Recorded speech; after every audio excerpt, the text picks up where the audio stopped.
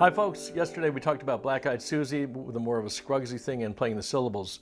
Today I want to talk to you about playing a break for the verse in the melodic style.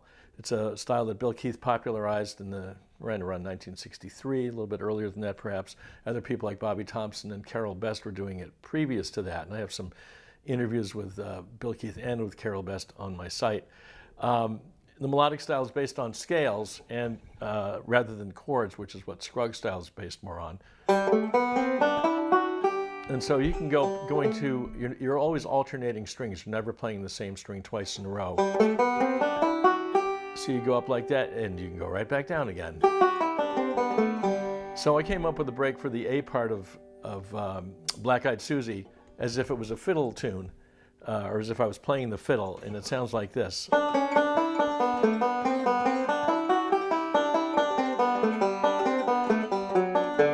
And that'll take the part of one verse. And so again, I have this one chromatic note in there, but the rest are all notes in the scale.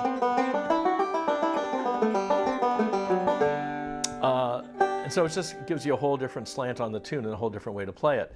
And there's certain things to look out for, one of which is right there, I'm going first, second, first string. And anytime you go back and forth between the middle and index, middle, index, middle, that move for some reason is awkward for not everybody, but most people. I've talked to Bela about it and to Noam Pekelny, and I feel the same way. It's a little bit awkward at fast tempos. And I talked to Earl Scruggs about this, and I was asking him about Foggy Mountain Breakdown, and he said that he brought the index, starting with the index in the middle, and then bring the thumb across to the second string. And he said he did that because it felt better. And I think by that he meant that it was awkward to play at fast tempos going middle, index, or index, middle. So when I do this, I'm going thumb, middle, so middle, thumb, middle, instead of, you could use the index, but for me it's more comfortable to use the thumb. And here again, middle, thumb, middle, and here again, middle, thumb, middle. So I do it 3 times here. It just feels a little bit stronger and helps me keep my time better by doing that. So that's what you can do for the first time. When you get to the chorus, for the verse, for the chorus, you could do a melodic thing on that also, or instead of doing that, you can go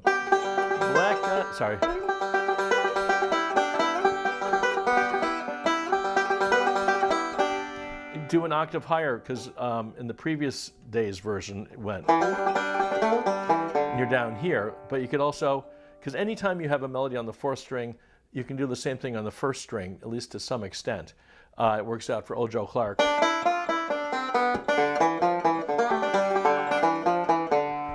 Or a whole bunch of other tunes that do that. And in this case, I have a low version of Black-Eyed Susie. Now here you can go.